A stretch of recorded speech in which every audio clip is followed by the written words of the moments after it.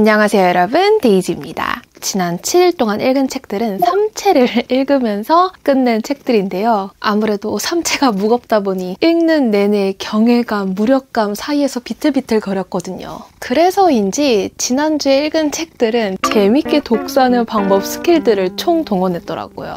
그래서 오늘은 책 소개와 함께 그 스킬들을 풀어보겠습니다. 첫 번째 방법, 밸런스를 맞춘다. 한 장르만 읽다 보면 그 장르에서 총체적으로 띄우는 분위기가 내 안에 스며들 때가 있습니다. 예를 들어 한국 문화책만 주구장창 읽을 때는 자라나는 자아, 감정, 생각의 풀들을 낫으로 베어내며 생채기를 스스로 남기는 것 같습니다. 그리고 회복 없이 이 과정이 계속 이어지면 우울감이 돌고 책들기까지 찾아올 수 있는 것 같아요. 나를 행복하게 해주던 독서가 갑자기 버거워진다? 그럼 평소에 잘 안 읽거나 지금 읽고 있는 책의 정반대 장르의 책을 한번 읽어보는 걸 추천드립니다. 책을 내가 즐겨 읽는 장르에 한정하지 않고 거대한 라이브러리로 확장시키는 거죠. 방금같이 문학으로 내가 소진되고 있어. 그렇다면 하드 SF, 논픽션을 시도해보는 거죠. 역으로 하드 SF 3채를 읽다가 질식 직전이던 제가 읽은 정반대 문학책은 바로 최진영 작가님의 단 한 사람입니다.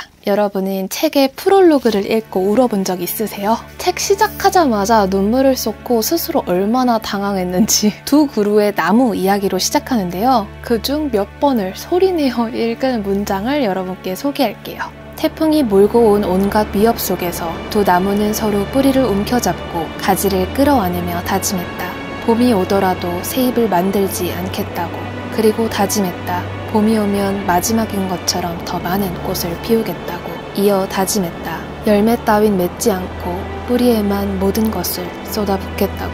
다시 다짐했다. 더 많은 열매만이 다른 세계에 닿는 유일한 방법이라고. 갈피를 잡을 수 없는 다짐을 번복하고 반복해도 비바람은 멈추지 않았다. 거대한 태풍은 숲을 소나기에 구겨지며 바다 한가운데로 내팽겨치려고 했다. 뿌리가 있어 움직이지 못하는 숲의 존재들이 한 번쯤은 은밀하게 꿈꾸던 그 바다로. 제가 시에 대해서는 문외한이라고 여러 번 말씀드렸었는데요. 이 책을 읽으며 이게 혹시 시를 사랑하는 마음일까? 문장이 간결하고 쉽게 읽히거든요. 그런데 계속 곱씹게 되고 눈물이 차오릅니다. 제가 어느 날 통필사를 꼭 해야 하는 운명에 처한다면 이 책을 고를 것 같습니다. 모든 문장이 시처럼 흐르지만 내용 자체도 매우 흥미롭습니다. 여러분이 잠에 들었어요. 그런데 꿈속에서 신 같은 존재가 그중 한 사람을 보여주며 살리라고 합니다. 여러분은 그 사람을 살렸고 눈을 뜹니다. 현실에서 그 사람은 죽음의 문턱에서 살아났습니다. 나머지 사람들은 정말 죽었습니다. 책 내용은 이렇게만 소개하겠습니다. 어떠한 내용 설명 없이 여러분이 직접 마주해 보시면 좋을 것 같아요. 대신 저의 감상으로 책 소개를 마무리해 보겠습니다. 착한 사람이든 나쁜 사람이든 급작스러운 죽음은 누구에게나 찾아올 수 있다. 죽음에겐 그게 공평하겠지만 인간에게는 제일 불공평한 일로 보여진다. 너무 어리고 착하고 죄가 없는 사람들에게 비극이 일어날 땐 신이 있다면 이럴 수는 없어. 분노가 일컫는다. 내가 할 수 있는 일은 내 앞에 있는 지금의 생을 살아내는 것뿐이다. 내가 사랑하는 이에게 좋은 것을 남기고 나쁜 것을 덜어내려는 마음을 쓸 뿐이다. 인간도 나무도 언제든 도끼에 베인다. 할 수 있는 건 뽑히지 않게 열심히 뿌리를 내리고 빛이 꺼진 이에게 그늘이 되어주며 오늘의 바람과 햇살을 맞이하는 것이다.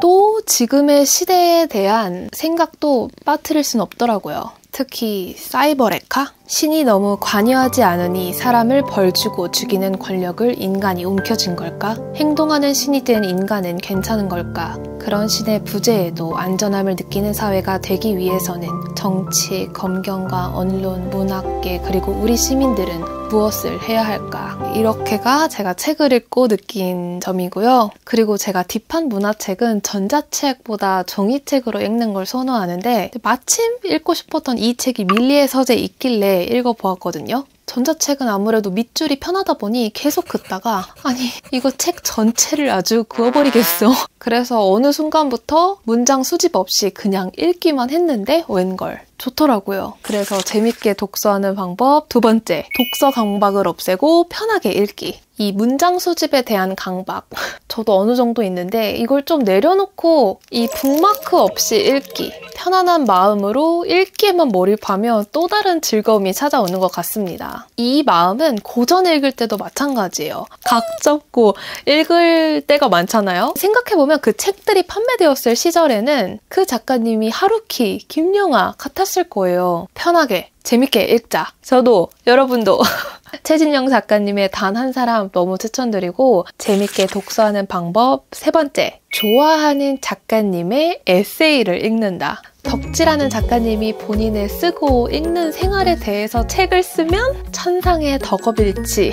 작가님의 인간적인 면모도 몽땅 사랑하게 되는 느낌이랄까요. 그런 방식으로 제가 무진장 행복을 느꼈던 작가, 책 콤비네이션을 좀 소개해드리자면 김초엽 작가님의 책과 우연들, 장강명 작가님의 책 이게 뭐라고, 해밍웨이의 파리는 날마다 축제, 그리고 무라카미 하루키의 직업으로서의 소설가가 있습니다. 참고로 이 에세이는 2016년에 나왔는데 제가 마지막으로 읽은 하루키의 소설 1Q84가 2009년에 나왔더라고요. 안 읽은 지 너무 오래됐네. 여튼 그런 마음으로 읽은 책은 바로 박상영 작가님의 오늘 밤은 굶고 자야지. 박상영 작가님 좋아하시는 분? 제가 별 5개를 준 작가님의 책 믿음에 대하여 1차원이 되고 싶어. 너무 사랑하는 작품들입니다. 한국의 퀴어 문학을 대표하는 작가님이지만 우리 작가님은 그런 타이틀에 관심 없죠? 퀴어를 심파코드, 슬픔의 표상으로 다루거나 대성화하지 않거든요. 그냥 이웃, 친구, 애인, 동료, 퀴어입니다. 타이틀 다 떼고 겨뤄도 강한 서사성, 필력 하나만으로 작가님이 짱이지 않을까? 일전에 읽은 작가님의 인터뷰에서 작가님은 늘 재밌다는 평가를 받고 있습니다만 의견에 대한 작가님의 답변, 저도 소설을 많이 읽고 책을 많이 읽는 편이지만 재미없게 쓰면 약간 고문 같을 때가 있거든요. 적어도 제 소설을 선택해준 독자들에게 고문시키지 말자는 마음으로 노력합니다.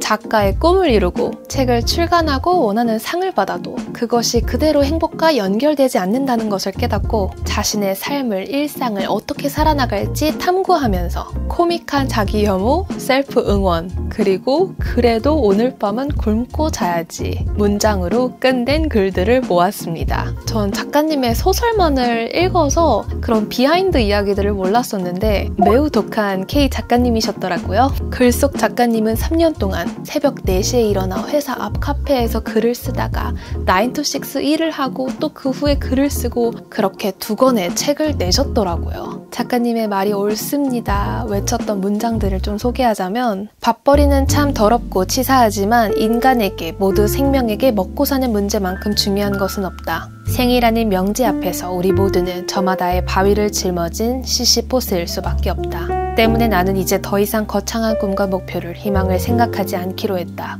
내 삶이 어떤 목표를 위해 나아가는 과정이 아니라 내가 감각하고 있는 현실의 연속이라 여기기로 했다. 현실이 현실을 살게 하고 하루가 또 하루를 버티게 만들기도 한다. 분명하게 절망, 자기 혐오, 분노가 깃든 이야기들이었는데 다 읽은 제게 남겨진 것들은 희망, 도끼, 용기더라고요. 작가님께서 그럼에도 불구하고 그런 마음들이 훨씬 크기 때문에 독자인 저에게도 와닿지 않았을까. 작가님의 소설을 먼저 읽어보시고 이 에세이를 가볍게 읽으시는 걸 추천드립니다. 5번째 재밌게 독서하는 방법, 연결 독서하기. 편집 중에 알게 되었는데 숫자를 잘못 세웠더라고요. 4번째가 빠졌습니다. 양해해주세요. 그렇게 좋아하는 박상영 작가님의 쓰는 날들에 대한 에세이를 재밌게 읽고 작가의 쓰는 생활에 대해 더 읽고 싶어졌습니다. 무려 23명의 작가님들이 참여하여 소설을 쓸 때의 생각과 마음부터 창작 과정, 작가적 정체성까지 다채롭게 담은 소설엔 마진이 얼마나 남을까 에세이집을 이어서 읽었습니다. 이것은 문학에 편향된 문과 독자의 연결 독서? 물론 우리가 아는 연결 독서의 정의란 한 주제를 중심으로 여러 권의 책을 연결하여 읽어 깊이 있는 이해와 폭 넓은 지식을 습득하는 독서 방법을 뜻합니다. 그런데 뭐 어때요? 이것이 나의 연결 독서다. 꼭 지식 측면이 아니더라도 흥미롭게 느낀 주제, 분위기, 문장 하나만으로 연결하여 읽으면 호기심 기반으로 순수한 재미를 쫓는 독서가 되기에 훨씬 재밌게 읽히더라고요. 나만 아는 연결성. 또 6번째 재밌게 독서하는 방법, 많은 작가가 참여한 책 읽기. 요즘 이걸 엔솔로지 문학이라고 하죠. SF에서는 흔한 포맷인데 요즘에는 에세이, 소설에서도 많이 보이더라고요. 아무래도 한 작가님이 쓴 단편 소설집은 문체가 비슷하기 때문에 내용이 다 달라도 한 책을 읽고 있다라는 생각이 계속 드는 반면 엔솔로지는 여러 단편 단권들을 읽는 느낌? 거기에 새로운 작가님까지 알아가는 재미를 느낄 수 있습니다. 제가 지금 TBR에 올려둔 엔솔로지 책을 좀 소개하자면 안전가옥 출판사에서 엔솔로지 시리즈를 만들었더라고요. 무려 13권이나 나왔습니다. 그중 밀리의 서재에 5권이 있던데 참여 저자에 제가 좋아하는 작가님들의 이름이 보이더라고요. 천설란, 이경희, 황모과, 배혜람, 심노을 즐겁게 언젠가 읽어볼 예정입니다. 그렇게 이 2가지 필살기가 합쳐져서 좋을 수밖에 없는 책, 제가 수집한 몇몇 문장들을 소개해드리자면 작가란 스스로의 상투성과 씨름하는 직업이다. 소설을 써나가는 동안에 소설가인 나는 뻔하고 싱겁고 시시한 자기 자신에 직면하는 일을 피할 도리가 없다. 적절한 형식이 없다면 이야기는 구구절절 늘어놓는 한 사람의 속사정과 다를 바 없었다. 나는 내 삶을 선택했다. 그러니까 소설이 있는 쪽으로. 소설은 내게 감각과 감정의 스펙트럼이 다양해 타인을 온전히 이해하는 게 불가능함을, 그러니 그렇게 절망한 일은 아니라는 것을, 그럼에도 내가 겪고 있는 일들을 경험한 누군가가 있으며 작가 또한 이해하고 있음을 알려주었다. 그리고 좋아하는 정용준 작가님의 글을 오랜만에 읽었어요. 미안하다고 말하지 못해 미안하다고 쓰는 자가 되었구나. 그동안 그를 생각하며 셀 수 없이 많은 문장을 썼다. 욕조 및 마개를 뽑아 식은 물을 내려보내고 더운 물을 조금 채워 넣는다. 이렇게 평생을 살 수도 있을 것 같다. 작가님의 프롬토니오라는 소설을 매우 아름답게 기억하고 있거든요. 그 후 쓰신 작품들을 읽어야겠다라는 숙제도 득템. 멋진 작가님을 잔뜩 알게 돼서 저의 TBR 장바구니가 무거워졌고, 또 독자로서 좋아하는 작가라는 직업의 비하인드 스토리, 쓰는 철학, 혼잣말, 투쟁 이런 이야기를 읽으면서 더욱 소설이 좋아졌습니다. 책을 좋아하는 마음을 힘껏 더 키우고 싶은 분께 이 에세이집을 추천합니다. 다음 책으로는 소설엔 마진이 얼마나 남을까에 참여한 정지돈 작가님의 책 농담을 싫어하는 사람들입니다. 이것은 연결 독서이면서도 7번째 재밌게 독서하는 방법으로 명명하자면 책 속 책, 책 속 저자의 책 읽기가 되겠습니다. 앞서 소개한 에세이에서 정지돈 작가님의 글이 유독 튀고 제 마음에 쏙 들어왔습니다. 어떤 내용이었냐면, 소설 쓰는 마음이 뭘까 생각했을 때 가장 먼저 떠오르는 건 아래 트윗이다. 매일의 생각들이 한 페이지에 담겨 있다. 조금 궁상맞고 찌질하고 위약적이고 냉소적이며 불행한 이 트윗에서 표현된 글 쓰는 마음에 대해 알아보자. 태어나서 미안하다. 아버지는 나의 첫 책이 출간된 걸 축하하며 이렇게 말씀하셨다. 그래, 고생했다. 그럼 이제 일을 해야지. 아빠, 이게 제가 한 일의 결과잖아요. 그치? 근데 내 말은 직업을 구하라는 거야. 소설가가 제 직업이잖아요. 그치? 근데 내 말은 진짜 직업을 구하라고. 이어지는 트윗에 대한 글은 더욱 형식과 상상을 파괴합니다. 어떻게 안 읽어요? 전 생은 허무하지만 일단 웃고 보자 라고 말하는 작가님들에게 강하게 끌리고 집착하는 편입니다. 정지돈 작가님, 내 허웃 레이더에 들어왔다.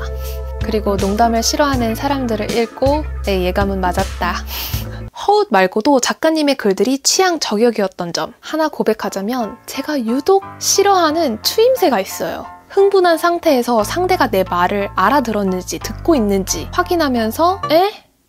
하는 그게 있거든요. 이러면 문제가 있잖아요. 에? 같은 맥락에서 책에서도 독자들에게 말한 문장을 거듭 말하거나 계속 자기 생각을 주입시키는 모먼트가 있거든요. 그런데 정지돈 작가님의 책은 그런 게 아예 없습니다. 글이 흥분하지 않는다. 물론 제가 읽은 이 책 한정이지만 여튼 그게 매력 포인트다. 뭐랄까요, 같이 와인 마시면서 새벽 내내 조곤조곤 대화하는데 모든 순간에 미소 짓고 있는 나를 뒤늦게 발견해서 문득 행복하다라고 말할 수 있는 소설집? 수록된 18편 중 한 편을 요약해서 소개해드릴게요. 들으시고 여러분 스타일이면은 읽어보세요. 단편의 제목은 좋은 이웃 사람입니다. 주인공이 사는 아파트 이웃집에는 책 덕후가 살고 있습니다. 이 이웃이 하는 일은 책을 읽고 사고 배열하는 것, 이것만 합니다. 그만이 알 수 있는 배열 시스템, 연결성을 부여하며 신간, 사상, 사회적 현상, 예술 아이디어, 그만의 연결고리를 만들고 과대평가하고 매우 흡족해합니다. 주인공인 나는 작가이기도 해서 그가 도대체 뭘 해서 먹고 사나가 너무 궁금합니다. 물어봤더니 그건 중요하지 않다. 중요한 건 사람들이 인생을 통제하려는 거다. 물어보지 않은 질문에 답을 합니다. 네, 그렇죠. 그런데 그는 계속 말을 이어갑니다. 인생을 통제하는 건 삶을 일정한 체계에 두는 거다. 그건 삶이 곧 책과 같다는 의미다. 저는 계속해서 새로운 체계를 만듭니다. 체계는 매번 새롭게 태어납니다. 저의 서가는 일종의 작은 세계입니다. 그런데 어느 날 아파트에서 불이 납니다. 다친 사람은 없지만 나 그리고 이웃집 책 덕후의 집이 온통 재로 뒤덮입니다. 책 덕후 이웃은 기별도 없이 이사를 가면서 나 앞으로 사진을 남깁니다. 바로 본인 서가의 책 배열 시스템을 찍은 사진들입니다. 뭐 어쩌자는 거지? 그래도 보다 보니 내가 갖고 있는 책들이 있으니 거기에 맞춰서 배열해 봅니다. 그런데 보다 보니 이 연결성이 궁금한 거죠. 그래서 밤새 책을 읽기 시작합니다. 아침이 되었고 배열된 책들을 보니 연결고리가 떠오릅니다. 이 단편의 마지막 문장. 나는 커피를 내리고 컴퓨터 앞에 앉아 부족한 책들을 주문하기 시작했다. 책 전체가 이 느낌입니다. 퀴어 프렌들리하고 지적 매력과 따뜻한 시선의 유머감까지 갖춘 정주돈 작가님의 책을 이제서야 읽다니. 구독자분들 중 정주돈 작가님 좋아하는 분 계시나요?